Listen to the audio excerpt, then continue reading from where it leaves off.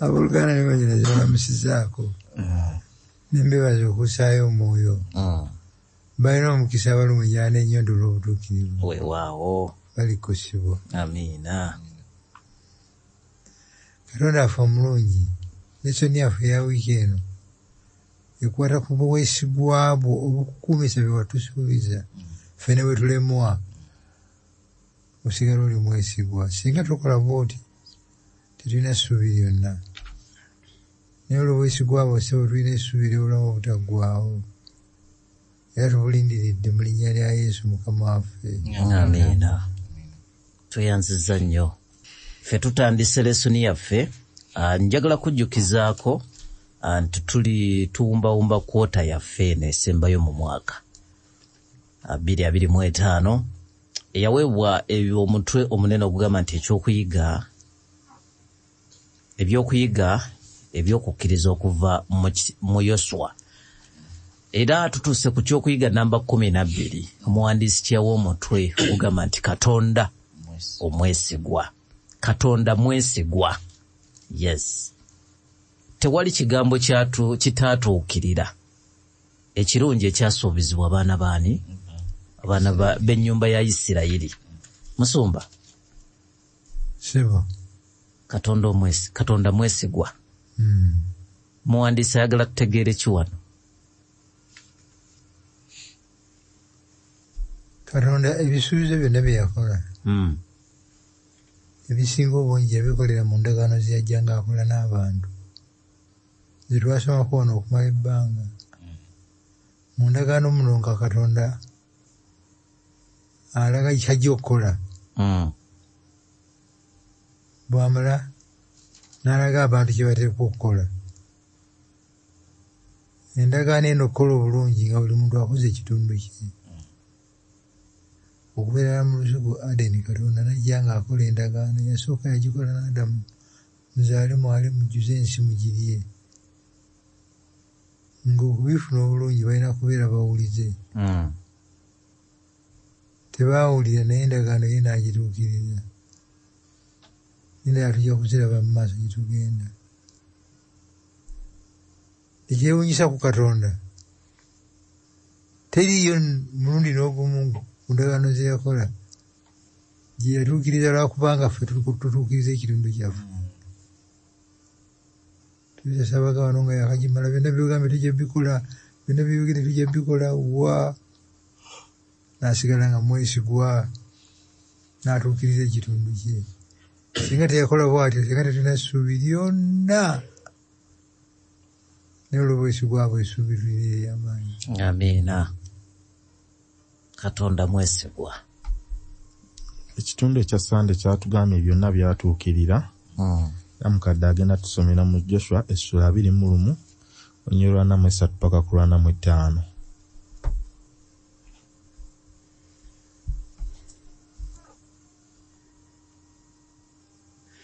Mukama yawo bw'atyo Abayisirayiri ensi yonna yalayirira okuwa bajjajjaabwe ne bagirya ne bagibeeramu. Mukama n'abawummuza enjuuyi zonna nga byonna bye yalayirira bajjajjaabwe, so tewali muntu mu balabe baabwe bonna eyayimirira mu maaso gaabwe. Mukama yawaayo abalabe baabwe bonna mu mukono gwabwe. Tewali kigambo ekitaatuuka mu birungi byonna Mukama bye yagamba ennyumba ya Isirayiri. Byonna byatuuka. Tweyanziza gwe mutwe gwaffe byonna byatuukirira. Mwami Kimbugwe bw'agamba byonna byatuukirira, biki ebyatuukirira? Kiki kye tulabawo awo ssebo? Kye tulabawo wano era nga bw'asomye nti byonna byatuukirira. Ebyo ebiki? Yabawa ettaka na nga bwe yagamba, era abalabe baabwe bonna yabateeka mu mikono gyabwe egy'Abayisirayiri. So kye tulaba wano sooka tulaba ebintu bibiri. Tulaba byonna nga bituukiridde ate era byonna nga Mukama yabikoze. Webale nnyo ssebo. Nange ndabawo nti n'abawa n'ekiwummulo kubanga bava Misiri bali mu kubonaabona, bava Misiri batambula ne bayita mu ddungu ebbanga eggwanvu ery'emyaka 4, naye bwabibayisaamu ebyo byonna n'abawa n'okuwummula mu nsi eno. Musumba, byonna byatuukirira, otulaze nti kuva ku lubereberye yawa Adamu ne Kaawa endagaano, bo ne bagwa ye sayidi ye n'agituukiriza. Bwe tulaba wano nti ye yajja atuukiriza ne mu biseera bya Nuuwa we kyali, ne mu biseera ebyaddako ba Ibulayimu yasigala yatuukiriza endagaano ye.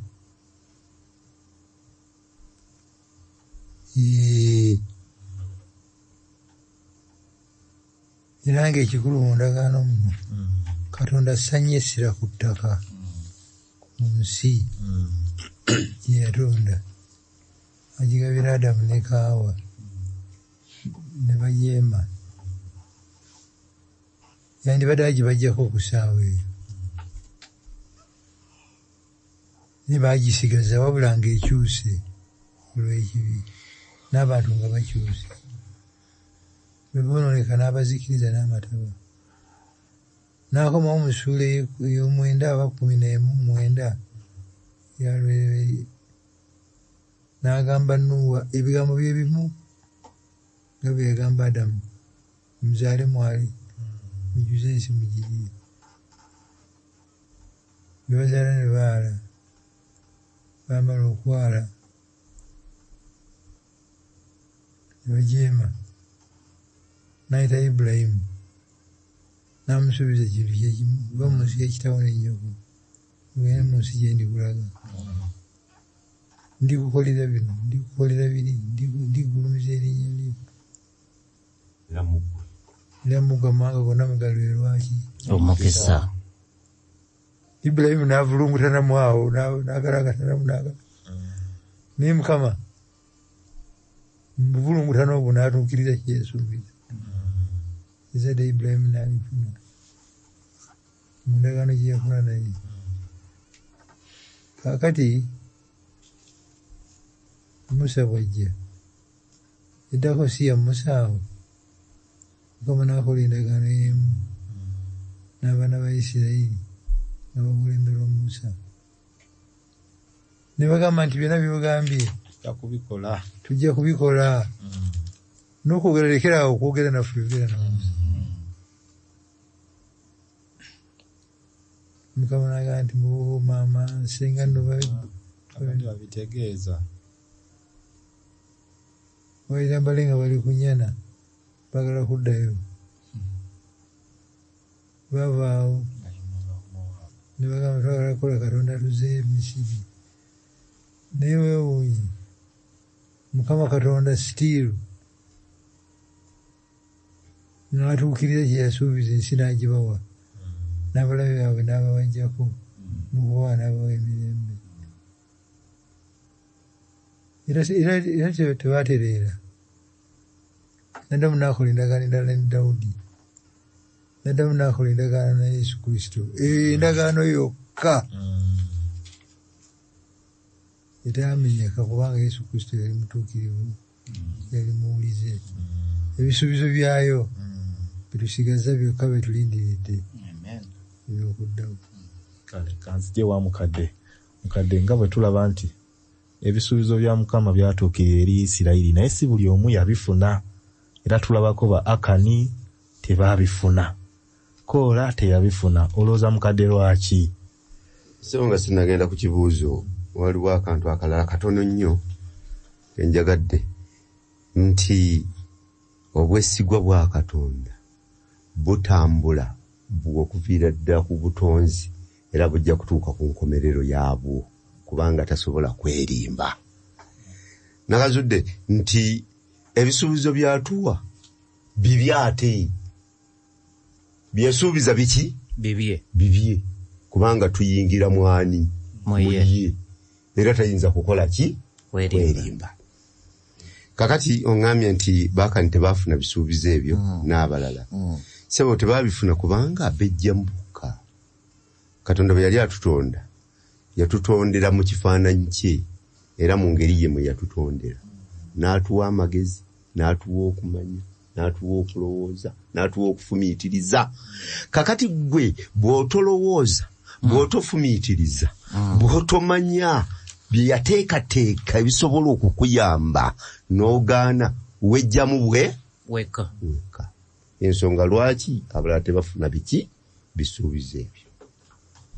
Mwami Kimbugwe, mukadde annyonnyoddeko sayidi emu ey'abaana abatafuna bisuubizo nga weebiri. Ate bano ababifuna bo bakola ki bano kye bataakola? Bano ababifuna era abamu ku bo tulaba Rahabu, tulaba Yoswa, Kalebu, balina ekyenjawulo kye balina ekitali ku bantu bano. Bano bo ababifuna balina okukkiriza nti bino ebisuubizo bijja kutuukirira. Era tulaba 10 abatalina kukkiriza nti bajja kufuna ensi eno tebaatuukayo lwa butakkiriza. Ate tulaba Koora yeeyagalira omukulembeze owuwe ng'ayagala kuggyako Katonda. Akyogere bwekyo oba Katonda yalonda ani? Yalonda Musa. Tulaba Akani yagenda n'aggyayo ebya Katonda byagaanye. So tulaba bano abatatuukayo tebakola Katonda byayagala, naye bano abatuukayo ekisooka balina okukkiriza ate era bagondera ebiragiro bya Katonda. Musumba, ekitegeeza omuntu bw'agamba nti Mukama alina baalondamu abafuna ebisuubizo, abalala n'alondamu nti bano tebajja kufuna, kikyamu oba si kikyamu? Oli bw'agamba waliwo predetermining nti Katonda asazeewo ono afune ono tafuna. Kikyamu. Kubanga bonna baasuubizibwa. Katonda si yalonda 12 abaagenda. Musa yabalonda. Bagenda okuzza lipoota 10 ne bagamba nti tetusobola. Bwe bagamba nti tetusobola era tetujja kugenda, Katonda bakolere ki? Bijjemu bokka. Bano ababiri ne bagamba nti tujja kusobola, Mukama ali naffe. Mukama bakolere ki? Already byaliwo. Already byaliwo for all of them. Atabikkiriza. Mukama tetumufuula responsible. Mukama mulimu gwe guli gumu gwokka. Kutukolera ebisinga obulungi. Twayanza nnyo Musumba. Era nange nayongedde okukiraba nti ye Katonda yabikola n'abibawa bo ne bagaana. Nga bw'olaba bw'ogenda mu Zabbuli ey'e95 kuva ku olwa10 agamba nti okumala emyaka 4 nali banyiigidde. Nga lwaki? Kubanga abantu bano emitima gyabwe kwegamba they turned away from me, nti emitima gyabwe tegyali gyendi. Kati ndi bano ndaba nga lwaki emikisa gino tebaagifunako oba baagifiirwa, kubanga emitima gyabwe tegyali wa Mukama. Yesewo Mwami Kuteesa. Nze ndabamu wano nti ffe nnyini ffe tusalawo ku kiki kye tulina okufuna mu bulamu bwaffe. Katonda wamala okututonda yateeka buli kimu mu maaso gaffe, naye n'atulekera eddembe ery'okwesalirawo. Gwe kasita olikozesa obulungi n'otambula ne Katonda wo n'okola ekyo, ye wa mazima ku taata omusumba kye yatugambye mu kusooka nti ne bwe tuba ffe tulemeddwa okutuukiriza endagaano, ye kye yasuubiza akituukiriza. Kati gwe oyina eddembe oba oyina omutawaana okukkiriza okutambula ne Katonda wo n'okola okusalawo okulungi, olwo nno n'olyoka ogenda mu ndagaano eyo, n'ebiri mu ndagaano byonna n'obitwala. Ye si yasalawo ani alina okutwala. Ekyo kyennyini kaba kitusomere. Kanyongereko kano. Ye Musumba. Tekiba kya bukuusa. Katonda baba yeerondera abanaagenda n'abatagenda. Bano 10 basazeewo tetujja kugenda. Bagala kwekolayo Katonda abazeeyo. Mukama kyamukola kirya. Akimuyisa si bulungi. mbadde ngamba nti bw'aba yasalawo baleme kugenda agamba gavumenti naye kyamuyisa bubi nnyo n'abaleka ne bakungula ekyaba mubujemu bwamu nalayira n'okulayira mmwe abatayagala kugenda temujja kgenda kyamukola bubi naye kiba kyabukuusa Katonda okunyiigira abatuukiriza kye yabategekera tweyanziza mukadde katusomereyo mu Timoseewo ekyokubiri essula 2 kuva ku 11 paka ku 13. Akanyonyo kano kakoze bulungi era lwe lumu kagamba nti mazima ddala ngaggumiza obwesigwa bwa Katonda. Pawulo era yawandiika nti ekigambo kino kyesigo nti kuba obanga twafa naye era tulibeera balamu naye obanga tugumiikiriza era tulifuga naye obanga tulimwegaana era naye alitwegaana ffe obanga tetukkiriza yabeera mwesigwa kubanga tayinza kwerimba. Weewaawo tweyanziza kijjeyo omusumba kye yatugambye ne mwami Kuteesa nti ye paati yagituukiriza ffe tukola choice ne tugaana ebisuubizo bye. Ekitundu ekyamimande kyatugambye nti akabonero k'okufaayo twagala tulayo Joshua essula 23 olunya olusooka paka ku 5.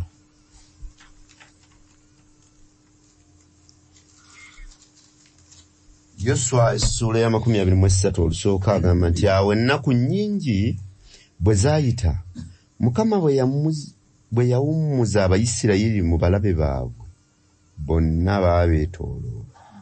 Era Yoswa ng'akaddiye ng'amaze emyaka mingi, Yoswa n'alyoka abayita Abayisirayiri bonna, abakadde baabwe n'emitwe gyabwe n'abalamuzi baabwe n'abaami baabwe, n'abagamba nti nze nkaddiye maze emyaka mingi, nammwe mwalaba byonna Mukama Katonda wammwe bye yabakolera ku mawanga gano gonna ku lwammwe, kubanga Mukama Katonda wammwe oyo ye yabalwanirira.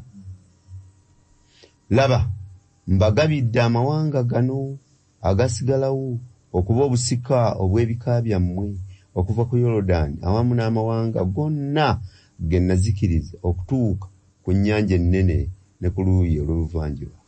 Ne Mukama Katonda wammwe yali basindika emberi yammwe n'abagoba mu maaso gammwe, nammwe mulirya ensi yaabwe nga Mukama Katonda wammwe bwe yabagamba.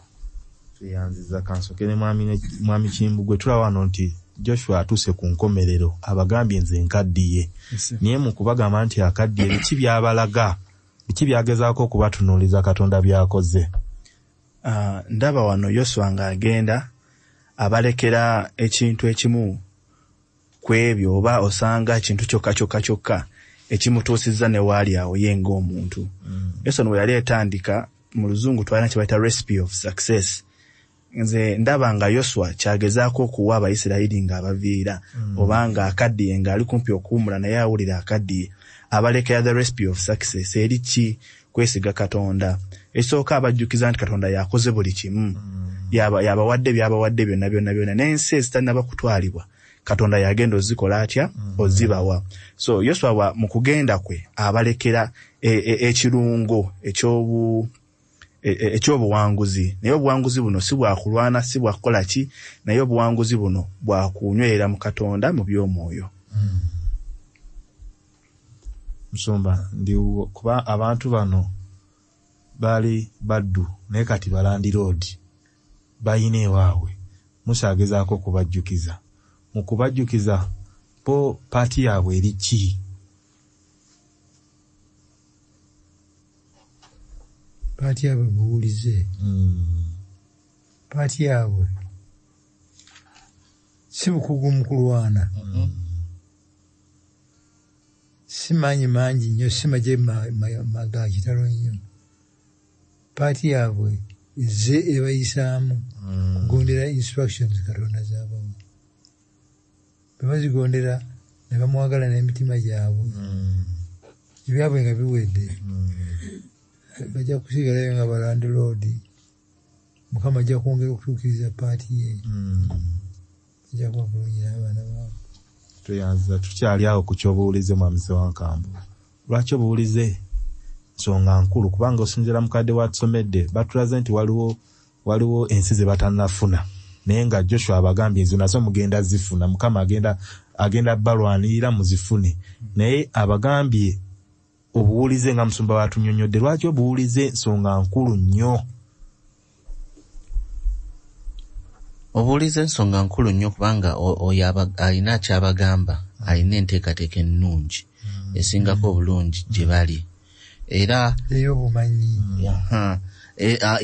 ye mumanyi yategeera ettaka lino lyabawa, yategeera ekifo kye bagenzeemu, yategeera n'ensi zino nti bw'aba alina ebiragiro byabawa bya bulungi bwabwe era byakuyamba bo bennyini. Ate kye twalabye mu lesoni nga kikulu nnyo nti ate tesi kuyamba bo bokka naye n'amawanga agaali gabeetoolodde bongere okutegeera Katonda ono n'empisa ye n'ekikula kye.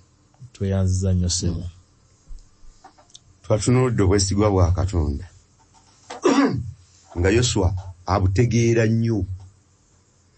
Ebbanga lyonna lyatambudde ne Katonda tamulabyemu butali buki bwesigwa. Era abantu bano abayita, lwaki abayita?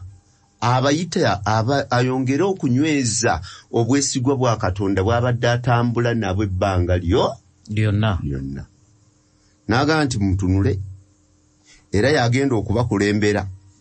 Kubanga bo ebirowoozo byabwe bayinga abaali babiteeka ku Yoswa nga ye mukulembeze waabwe. Naye Katonda yagenda okubakola ki? Okubakulembera. Nze nkaddiye n'okusobola sikyasobola. Ebirowoozo byammwe muyinza okuba nga mubitadde ku nze naye waliwo agenda okubakulembera. Naye ate mujjukire nti waliwo n'ensi ze mutannabakukola ki? Kuwangula. Era yennyini ye muwanguzi wammwe. Obwo obwesigwa singa naffe butubeeramu Katonda waffe twandikkiriza nti oyo Katonda waffe n'ebirala bye twetaaga twandikkiriza nti asobola okubitukola ki? Okubitukolera. Mwami Kuteesa. Nyeyaza nnyo mukadde, ninawe njagala okwongerako awo mukadde waakomye nti nga bano batwala Yoswa okubeera omukulembeze waabwe. Yoswa yali akimanyi bulungi nti si yakulembera, obukulembeze buva eriwa? Eri Katonda. Nti kati mmwe muntunuulira wendi naye nkola ki? Kiki kye muyina okukola? Kwe kutunuulira oyo ali waggulu yekka yasobola. Ate era Yoswa yali musajja atambudde ne Katonda okuva ku lubereberye. Ate era yali musajja amanye engeri gye balwana entalo n'abantu be bagenda okusisinkana. Era yalaba Katonda engeri gy'abawangulira. Nti nga tewali kintu kirala kisobola kukozesebwa okujjako okutambulanga ne Katonda n'okumwesiga 100 ku 100 nga wokka we wali obuwanguzi obugenda obatuusa ne ku nkomerero zonna. Sebo kembadde njagala okwongera okukkaatiriza. Tweyanziza tukyali awo kuba njagala nzire wa Musumba. Byonna tubirabye. Joshua abajjukiza Katonda bye yakola. Ye yabajja e Misiri, yabawadde maanu, ekire, nga byonna bwe tubirabye. Beetolola Yeriko, byonna yabikoze okubasomoka omugga Yoludaani. Naye lwaki Musumba baakaluubirirwa okuwulira? Oba tukiteeke kuffe naffe lwaki tukaluubirirwa okuwulira? Okwagala oyo abitukoledde n'omutima gwaffe gwonna n'emmeeme yaffe yonna, kubanga tulaba mu kyabalamuzi ekitabo ekiddako awo sula just yakubiri nga baabivuddeko dda basinza bakatonda balala nga bavudde ku Joshua kye yabagamba. Lwaki kikaluba? Ekibi ekyagabamu Katonda mu ntebe ey'omutima gwaffe ekiwangama ku ntebe. Musaba bagamba nti ekyokukola nkimanyi era nkyagala naye bwe ngenda okukola obulungi nkola bubi. Ekibi kyeki 7:18 agamba nakizuula nga munze omundange temuli kalungi nakama.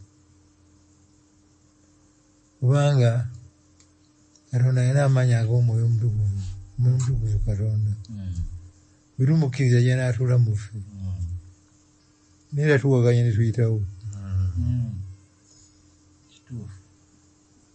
Naye obunafu waffe abumanyi. Kyeyava ateekawo enteekateeka y'obulokozi obw'ekisa. Mwalokoka lwa kisa, lwa kukkiriza, tekyava gye muli, omuntu yenna ali mu kwenyumiriza. Singa obulokozi tebwali bwa kisa, bwa bwereere, nga bwali bwakubeera batukuvu abatuukiridde, tewali n'omu. Oluzaaliranwa bw'ekibi. Era y'ensonga lwaki ku nkomerero bw'alijja kyagenda okusooka okukola kutukuulamu buzaaliranwa obwo. Nalwo obuzaaliranwa obujja. Akitandikako nga tukyali mu museena y'ekibi. Naye omulimu ogwo teguggwa. Kyavudde agamba wano nti obuwanguzi bw'Abayisirayiri bwali tebuyinza kwogerwako ng'obwava mu maanyi gaabwe wadde obukodyo bwe baalina. Mu ngeri y'emu obuwanguzi bw'omwoyo ku kibi n'okukemebwa bwakakasibwa okuyita mu ssaddaaka n'okuzuukira kwa Mukama waffe Yesu Kristo. Naye abantu ba Katonda leero balina okwesigama buli kiseera ku bugabirizi obukolebwa Omwoyo Omutukuvu okusobola okubeera n'obulamu obw'obuwanguzi. Tweyanziza nnyo kye tufunyeewawo nti obuwulize eba response ey'omukwano ebyo Katonda byakkoledde. Bw'okuba mu ttooki n'olaba Katonda byakkoledde, okugonda kuno kwangu, ogonda togonda nti akulokole, naye ogonda kubanga yakulokola. Kati bwe tulina ekibuuzo awo Mwami Kimbugwe, tulinayoko ebyokulabirako mu Bayibuli ng'abantu kituufu Katonda yatulokola, naye nga naffe twawulira eddoboozi lye ne tubeera obedient, naffe ne tubaawo ne paati gyatusobozesa okuzannya, ne tugizannya bulungi, okulokolebwa kuno ate ne kunyumira ddala. Tulinayo ebyokulabirako mu Bayibuli. Ebyokulabirako tubirina bingi.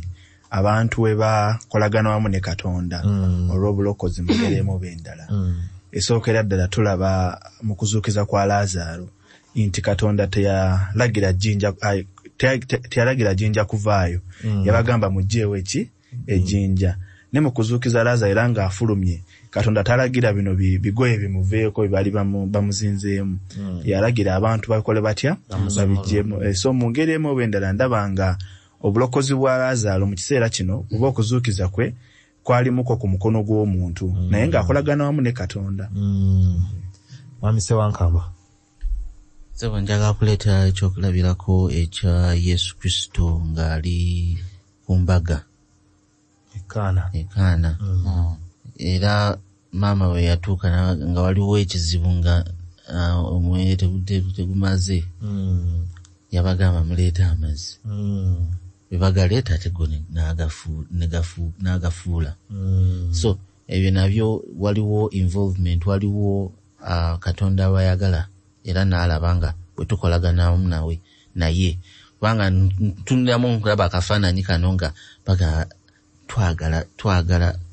twagala mwenge kugenda kuki ku mbaga ate atusaba amazzi, naye ne bawuliriza ne bagaleeta. Yes. Mukadde nga tanajja bwagamba nti mugende mu nsi yonna mubuulire enjiri, yali badde asobola osindika bamalayika ne bakola ki? Ne babuulira enjiri. Yandibadde abakyusa ye bukyusa. Naye naffe ayagala tubeere involved. Tukyusibwe.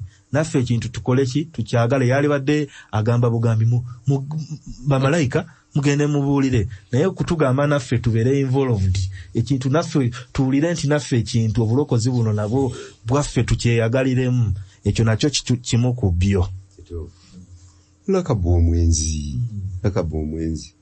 Abasajja bwe batuuka n'agamba nti ffe twabawulira dda. Ekitegeeza nti okutuuka kw'abasajja bano nsonga nkulu nnyo eri omukyalo ono. Bw'abatunuulira n'agamba nti wamma kyemwogera ge mazima, ensi eno egenda kusaanyizibwawo. Kagamba bw'ogenda okutunuulira nti ekisa kya Katonda kigenda kitulokola kuyita mu bye tutegeera obulungi, kubanga singa babadde bamalayika, singa babadde engeri ndala zonna, osanga abansinga obungi tebandirokoleddwa.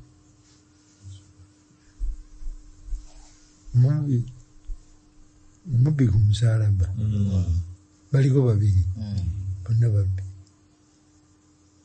onoomu alajana mukama wange onzijukira nga otuuse mu bwakabaka buno naye omuwerawo kaashi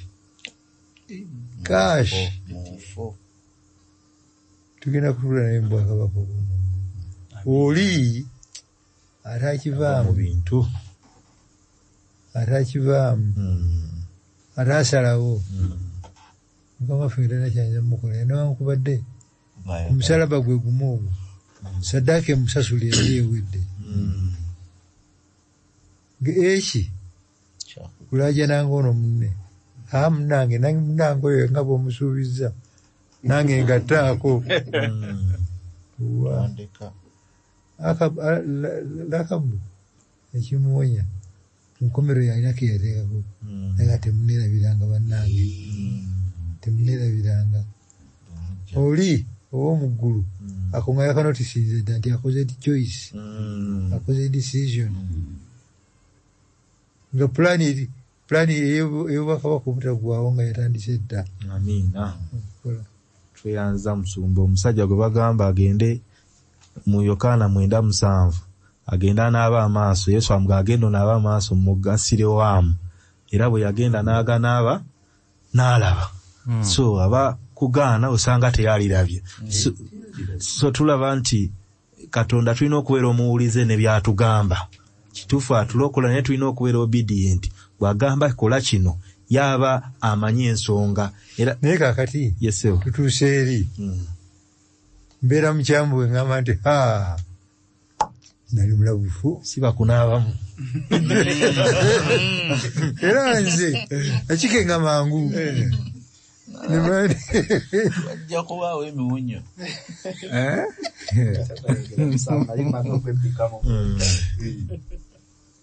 siyinza kutuuka ine nenyumiriza tosobola tujja kukiraba ng'omaze okutuuka tosobola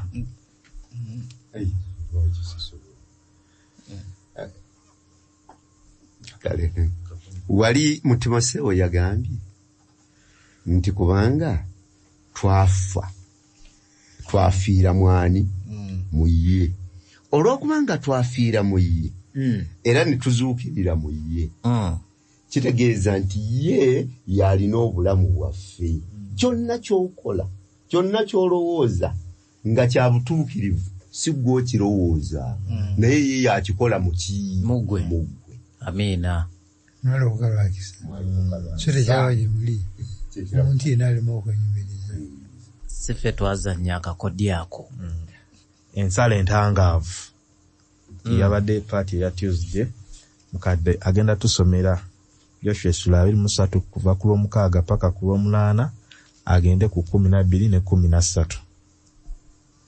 Olwomukaaga lwagambye kale mugume nnyo omwoyo okwekuumanga n'okukolanga byonna ebyawandiikibwa mu kitabo ky'amateeka ga Musa muleme okugakyamiranga ku mukono ogwa ddyo newankubadde ku gwa kkono muleme okuyingiranga mu mawanga gano agaasigala mu mmwe newankubadde okwogeranga ku linnya lya bakatonda baabwe newankubadde okubalayizanga newankubadde okubaweerezanga newankubadde okubafukamiriranga naye mwegattenga ne Mukama Katonda wammwe nga bwe mwakolanga okutuusa leero.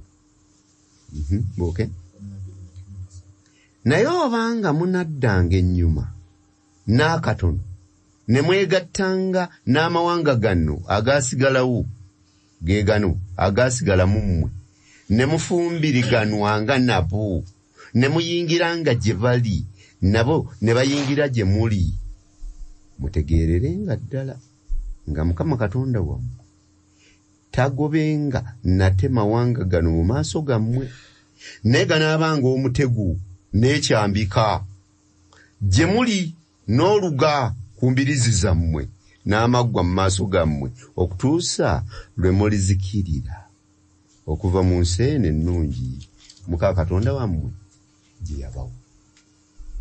Tulabaawo Joshua abawadde okulabula naye ng'okulabula okwo okusinziira nga mukadde watusomedde abagaana okukwatagana n'amawanga gano badde ndowooza yali badde abakkiriza basobole okubuulira enjiri oba obubaka naye mulowooza obweraliikirivu bwa Joshua mu kubagaana okukwatagana n'agamawanga ag'Abakanani agasigaddewo bwaliwa lwaki abagaana lwaki abawa okulabula kuno mwami Kimbugwe? Yesu abagaana kuba amanyi olutalo luli ku byaki. Olutalo luno olw'okuwangula Kanani telwali lwa biso obesa ennaku zetulina mundu na bomu na tear gas. Naye luno olutalo lwali lwa bya mwoyo. Yesu akimanyi nti bamaze okutwala ensi eno naye waliwo ekijja. Mu njoga y'ennaku zino bagamba katandika butandisi. Nti olutalo luno olw'omwoyo ate lwa bulabe nnyo okusinga luno lwe bawangudde. Mulesoni yatugambye nti endowooza zaabwe n'empisa zaabwe kyabulabe nnyo eri Abayisirayiri okusinga ebiso bye balina oba ebyokulwanisa. So Yoswa abagamba okuteekawo ensalosalo zino wakati waabwe n'abantu be bagenda osanga Kanani oba n'abantu bano abali e Kanani kuba akimanyi nti kyangu nnyo obukyamu oba obujeemu obuli mu Bakanani okujja mu Bayisirayiri ate we bujjamu wewali akachwana akasingira ddala wewali obuzibu obusingira ddala. So yensonga lwaki abagamba bateekewo oluwendo olwo oba olusalosalo olwo kuba akimanyi biriwe bijja eno kabaka weddemu. Mwami Sewankambo ndiwo webale nnyo ssebo bayanza nnyo Joseph. Bw'otunuulira ne byaze ayogerako emabega gye twavudde twawulidde ne mukadde nga tugamba nti Rakabu bwe bamutukako ne bamugamba nti twawulira. Kitegeeza nti amawanga gano Katonda sinti yagalekerera bulekerezi naye ebbanga lyabawa ne babuulirwa ne bawulira ku bulokozi bwakoledde Isirayiri n'ebirala bye yabakolera bo bennyini ne basalawo obutakyuka batuuse ku sseeri ery'okuba nti tebalina ngeri gye bakyuka oba gye bavamu kwonoona kuno. Kakati Isirayiri jazze ateekateeka jazze amolding nga agenda abatereeza mu line abagamba ku bimu ebigenda okubasuula kwe kugenda mwegatte n'abantu bano. Lwaki? Kubanga bo nabafubako ne bigaana. Kakati nammwe bwe munaasalawo okubeegattako ate mujja kufuuka nga bo. So abakugira obuteegatta nabo baleme okubeera abajeemu nga bo bwe bali. Era ekirala kyera twalabyewo ekintu ekisingako kiboogerako wano kyakusinza. Bali basinza bakatonda abalala mwe muze musinza Katonda omulamu. Bwe mutuuka wali nga tebali babagamba nfe ebyaffe dwadde tutambula bwe tuti ate era nga tukozesa bano bakatonda. Kwegamba bagenda kujja batandika okunaabula Katonda gwe muzze naye ate muzzeewo bakatonda buli. So ng'ebyo byonna byonna byayagala obbakugira okulaba nga tebabiddamu. Kyoyanziza nnyo mukadde. Abantu bano abaali basigadde Abayisirayiri nga bamaze okuwangula bayinza okweyisa nga abeeyisa obulungi era nga abatya Katonda naye ng'omutima gwabwe tegutiira ddala Katonda ono yakola eggulu n'ensi. Abantu bano badde batambula nga balina bakatonda baabwe bayinza okukikweka ne babeerawo nga bakikwese nga Bayisirayiri batambula nabo era ne babafuula ba mikwano. Kitegeeza ki? Kitegeeza kutandika kufumbiriganwa nabo. Kitegeeza kutandika kulya nabo. So nga bo balina ekikwekeddwa mu bulamu bwabwe. Yoswa agezaako okubategeeza ensalo zaabwe we zikoma. Tagamba nti temwogera nabo. Muyinza okwogera nabo naye ensalo yeeteekwa okubaako weekola ki? Weekoma. Okufumbiriganwa. Toteekwa kufumbiriganwa nabo. Era eno ne Pawulo akyogera. Temwegattanga na batakkiriza kubanga temwenkananka nkana. Mukola bizinesi nabo yalina ebintu byateeka mu bizinesi z'okutambula. Gw'ogamba nti Katonda wange yagamba nti waliwo wano ati akanyamba. Yoswa agezaako ebyo byonna okubireeta kubanga abimanyi abadde atambula mu bantu ab'enjawulo. Abantu be tubeeramu tetugamba nti tubakyawa naye tubeeramu naye nga tulina ensalo zaffe nga tulina we tukoma nabo kubanga ffe tuli banjawulo. akatuuso kano goggalawo nako konsaani ye eri ku ki?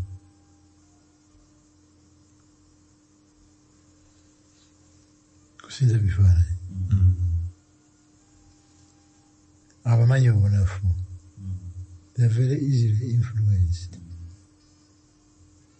Beeraliikiridde byalaganyisa nga lwati byegambye. Kyasinze okweraliikirira mukwano. Bwe bakola omukwano, they can easily be influenced. Naffe bwetyo bwe tuli. Ekikwewuunyisa waliwo akaseera ng'oyo okwogera obwogezi ku bisiyaga ng'abantu bamera olutiko. Kituufu ekyo. Linaamera n'olutiko. Saagala tutombuulira sitaka fulani. Naye kati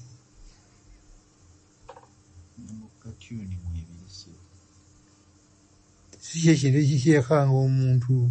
Ne bakusongerako oyo nti abirya. Ogamba waaye kamuleke. Nze gwe nali mmanyi ng'alina akasukuuta ke. Fena tuva sayidi emu. Naye bwe namumanya nti musiyazi. Nga ne bayimirira okuntwalako. Sikiriza. Misana tuku.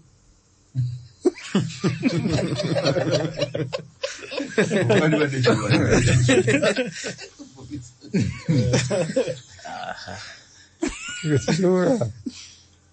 Naye kati omanyi ensalo zo.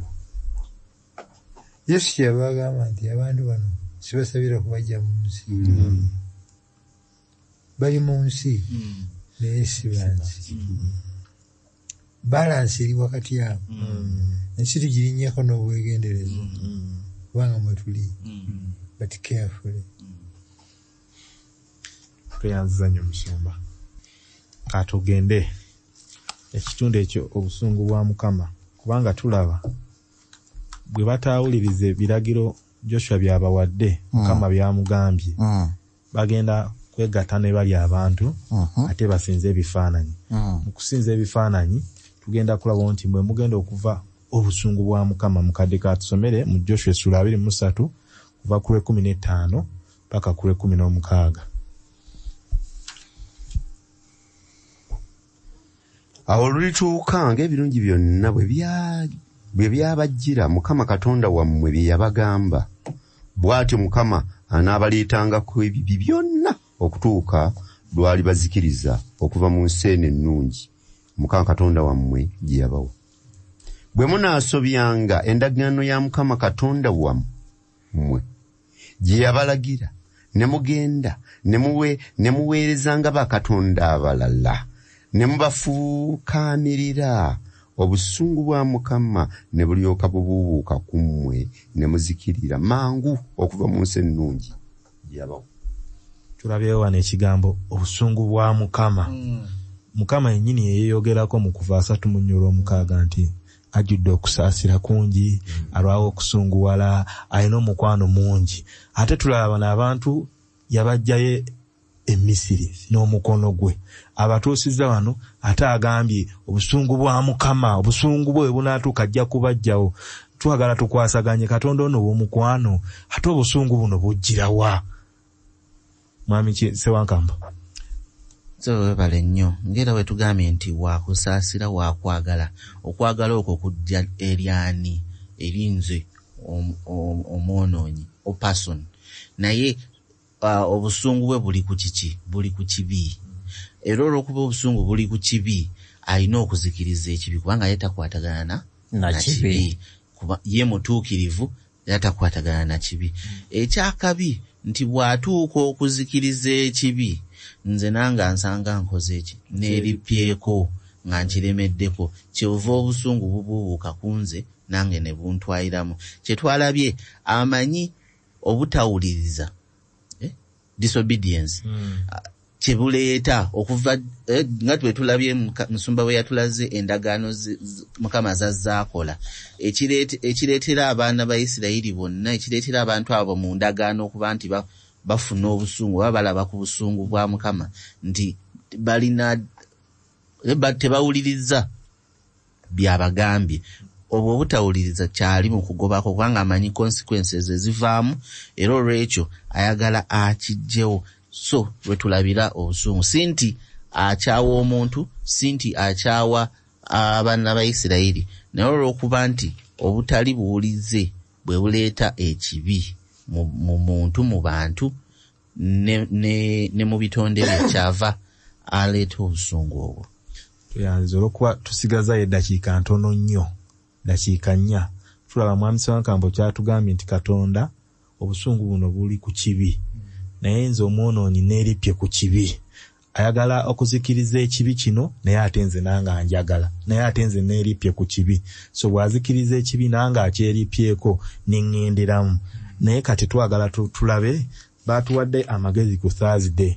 Bwe mba saagala kufuna busungu bwa Mukama buno kiki kye nnina okukola? Omutwe gwatugambye munywerere ku Katonda. Joshua Essula 3:11 ayina kye yatuwadde awo kye twagala okwogerako katono. Joshua Essula 3:11 kale mwekuumenga mwekka mwagalenga Mukama Katonda wammwe naye obanga munaddanga ennyuma n'akatono ne mwegattanga n'amawanga gano agaasigalawo geegana agaasigala mu mmwe ne mufumbiriganwanga nabo ne muyingiranga gye bali nabo ne bayingiranga gye muli mutegeerere ddala nga Mukama Katonda wammwe taagobenge nate mawanga gano mu maaso gammwe naye ganaabanga mutego gye muli. Nsumba ndi wuwo okwewala obusungu buno bwa Mukama Katonda batuwadde amagezi cling to God mumunywerereko mumwerippeko n'abawa n'agamba nti be careful to love the Lord your God. Katonda ono mwagala ntya n'omutima gwange gwonna mu ngeri eri practical kikolebwa kitya okwewala obusungu bwa Mukama Katonda ono? Yeremiya 9 olusooka Yeremiya 9 olusooka okutuusa ku Lwokuna olusomereyo ku speed. Yeremiya 9 olusooka paka ku Lwokuna.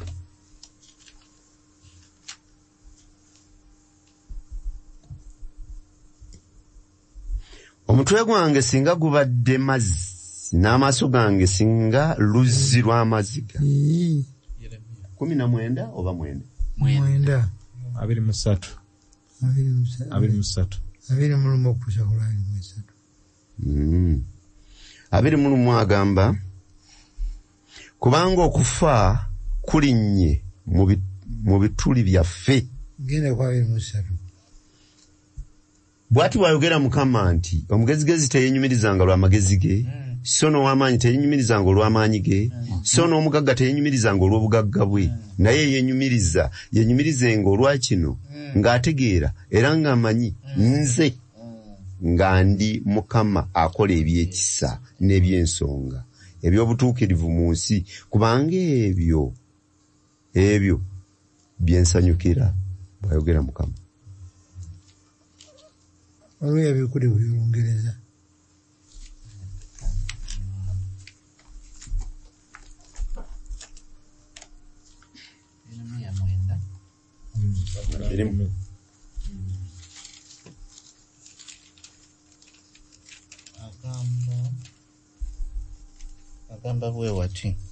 This is what the Lord says.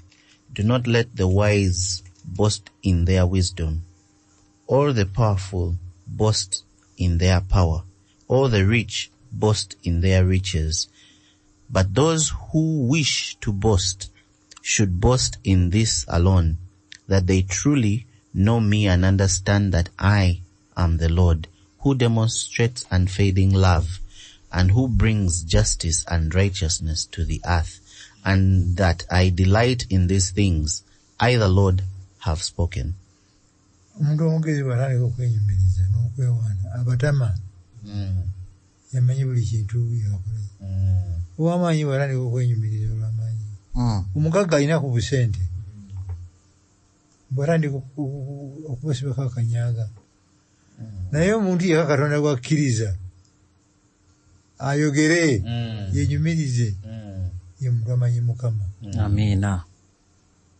Mukama Katonda tosobola kumwagala okujjako ng'osoose kumumanya. Weewaawo. Ne mu nsi muno omukwano gw'amazima gwetaaga tayimu omuntu n'amanya munne. Okweripa kuno kwagambye tumweripeko kusinziira ku bintu ebi. Kumumanya Katonda tumumanya tuyita mu byawandiikibwa. Namba 1. Namba 2 tumumanya tuyita mu byatukoleddeko. Buli muntu ali wano nga ffenna bwe tuli wano. Singa leesoni eno yakatandikira nawadde bakuba obujulizi, buli muntu alina sitoole. Bw'ogatta bibiri ebyo n'omumanya n'omweripako, embeera enzibu bw'ejja bodduka oddukira mu byawandiikibwa oba oddukira mu past experience n'omunywererako n'omwagala. Awatali kumanya tewali kwagala.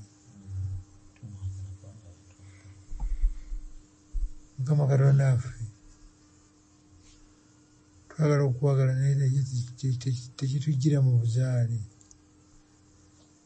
naye tukwagala kubanga gwe wasooka okutwagala.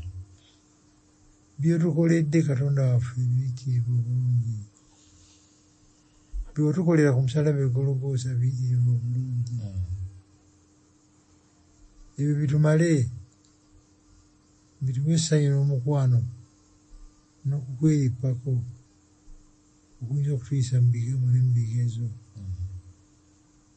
Mu linnya lya Kristo Yesu Mukama waffe. Amiina.